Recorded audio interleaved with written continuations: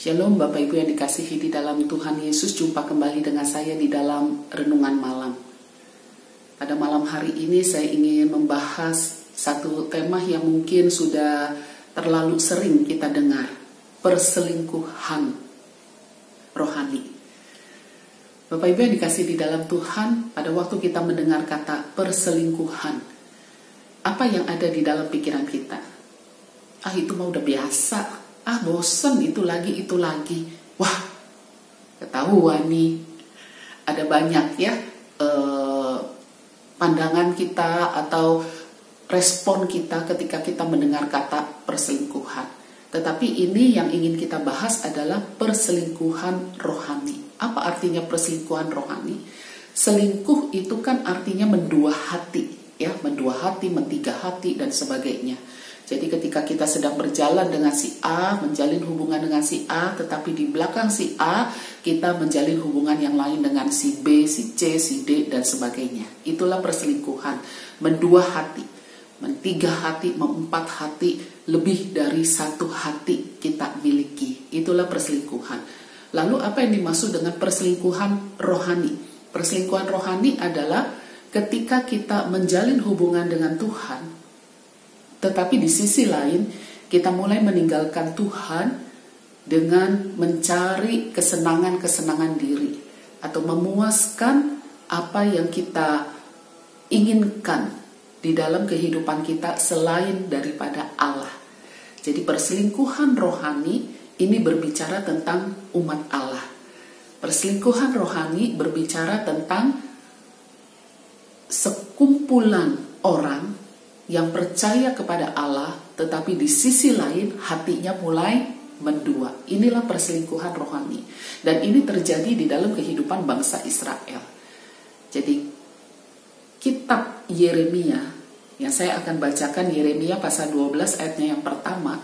Nabi Yeremia berkata demikian, "Engkau memang benar ya Tuhan, bila mana aku berbantah dengan Engkau. Tetapi aku mau berbicara dengan Engkau tentang keadilan. Mengapakah mujur hidup orang-orang fasik, sentosa semua orang yang berlaku tidak setia?" Ratapan yang ditulis oleh Nabi Yeremia ini terjadi ketika Raja Nebukadnezar dari kerajaan Babel mulai menginvasi kerajaan Israel Selatan, yaitu Yehuda, di mana kerajaan Babel, Raja Nebukadnezar menekan Raja Yoyakim untuk menyerah. Jadi inilah situasi yang sedang terjadi ketika Nabi Yeremia menulis ratapan ini, di mana kondisi bangsa sedang menghadapi tekanan dari kerajaan asing yang ingin menguasai mereka. Tetapi di sisi lain, rakyat atau masyarakat orang-orang Israel pada umumnya, mereka yang kaya semakin kaya, yang susah semakin susah karena kondisi negara yang sedang kritis. Dan mereka yang katanya tanda kutip adalah orang percaya, umat pilihan Tuhan, tetapi banyak di antara mereka yang seperti dikatakan oleh Nabi Yeremia, bahwa mengapa orang fasik hidupnya justru mujur, sentosa semua orang yang berlaku tidak setia. Yeremia itu adalah nabi. Dia tahu di dalam kehidupan umat percaya mana yang sudah mendua hati dari Tuhan dan mana yang masih hidup setia kepada Allah. Yeremia sebagai seorang nabi yang menggembalakan domba-domba Allah, dia tahu kehidupan rohani dari umat Allah. Mungkin mereka sama-sama tetap melakukan ritual agama. Mereka tetap memberikan persembahan korban, mereka tetap mengikuti ibadah, mereka tetap melakukan perayaan-perayaan pada hari-hari raya. Tetapi Yeremia tahu mana yang hatinya sudah mendua dari Tuhan. Mana di antara mereka yang sudah menyembah berhala dan meninggalkan Tuhan. Tetapi justru ketika Yeremia bisa melihat kondisi kerohanian umat percaya, tetapi di situ Yeremia seolah-olah melihat justru mereka yang sedang mendua hati, seolah-olah hidupnya berkelimpahan berkat. Orang-orang yang justru tekun tetap setia kepada Tuhan, hidupnya tertindas susah luar biasa. Dan Yeremia meminta keadilan tanda kutip kepada Tuhan, mempertanyakan, kenapa Tuhan, orang-orang yang hatinya sudah tidak setia kepada Engkau, sekalipun mereka secara ritual tetap menyembah Engkau, tetapi seolah-olah Tuhan berkati Engkau. Bapak Ibu yang dikasih di dalam Tuhan, perselingkuhan rohani ini adalah satu pertanyaan sepanjang segala abad di dalam kehidupan kita. Ketika kita mulai melihat ke kiri, ke kanan ketika kita menyembah Tuhan.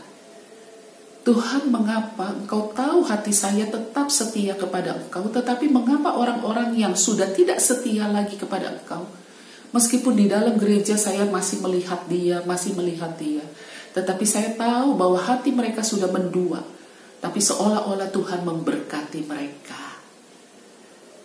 Bapak Ibu, bukankah ini suatu pertanyaan yang terus-menerus terjadi, yang jawabannya juga kadang tidak memuaskan hati? Orang yang hidupnya jauh dari Tuhan, yang berselingkuh dari Tuhan, tetapi Tuhan seolah-olah seperti memberkati. Tetapi orang yang setia kepada Tuhan, hidupnya penuh dengan penderitaan dan kesulitan. Dan Yeremia mempertanyakan keadilan Tuhan. Tetapi di dalam Yeremia pasal 12 tidak sampai di situ ratapan ditulis oleh Yeremia, karena selanjutnya Tuhan menjawab pertanyaan Yeremia bahwa waktu Tuhan tidak sama dengan waktu manusia. Di mata Tuhan, perselingkuhan tetap suatu saat orang-orang yang melakukannya harus menanggung akibatnya. Sehingga di ayat-ayat selanjutnya di dalam pasal 12, kalau Bapak Ibu membacanya, di situ Yeremia mencatat bahwa Tuhan akan melepaskan binatang liar, di dalam pemahaman bahwa Tuhan akan menyerahkan bangsa Israel, secara khusus kerajaan Yehuda pada waktu itu, ke tangan Nebukadnezar. Sebagai hukuman kalau mereka sudah menduakan Allah yang mereka sembah di dalam kehidupan mereka. Begitu detail Tuhan akan memberikan mereka ke dalam berbagai-bagai kesusahan, kesulitan. Bapak Ibu yang dikasihi di dalam Tuhan, kadang lewat penderitaan, lewat kesusahan, Tuhan bukan saja menghukum kita dan berkata rasain loh, bukan. Tetapi kadang lewat kesusahan, lewat penderitaan, Tuhan ingin mendidik kita, mendisiplin kita, untuk kita kembali kepada kasih mula-mula, untuk kita kembali kepada hati yang setia dan tunduk kepada Tuhan. Tuhan ingin mengasah setiap kita umat percaya, untuk kita bisa semakin nyata kesetiaan kita kepada Tuhan, dan diri kita pun semakin yakin akan keberserahan kita kepada Tuhan. Dan itu kadang Tuhan uji lewat kesusahan, lewat penderitaan, lewat hal-hal yang tidak menyenangkan dalam hidup kita, sehingga mungkin kita bisa berkata, Tuhan, mengapa orang yang setia hidupnya susah? Mengapa justru orang yang sudah mendua hati dari Engkau seolah-olah hidupnya berkelimpahan? Tetapi mari pada malam hari ini kita merenungkan, apakah betul orang yang setia tidak diberkati Tuhan? Apakah betul orang yang tidak setia kepada Tuhan justru hidupnya akan diberkati oleh Tuhan? Tuhan sesuai dengan waktunya menguji hati setiap kita. Mari kita masuk di dalam doa. Tuhan yang mengasihi kami, ampuni kami Tuhan jika Tuhan mendapati hati kami sudah tidak setia lagi, sudah tidak sungguh-sungguh lagi kepada kasih mula-mula. Tuhan, pada malam hari ini biarlah kiranya Roh-Mu yang kudus mengembalikan kasih mula-mula di dalam hati kami. Semangat visi mula-mula untuk kami mengikut Tuhan, berfokus kembali kepada Engkau di dalam Kristus Yesus. Biarlah kiranya Tuhan, lewat cara Tuhan, Engkau mendidik kami, Engkau mendisiplin kami, sehingga suatu saat Engkau tetap mendapati iman kami kepada Engkau.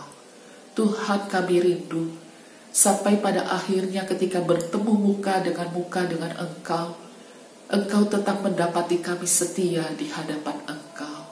Terima kasih Tuhan. Di dalam nama Tuhan Yesus kami berdoa. Amin. Selamat malam Bapak Ibu yang dikasihi di dalam Tuhan. Mari kita menyatakan kesetiaan kita kepada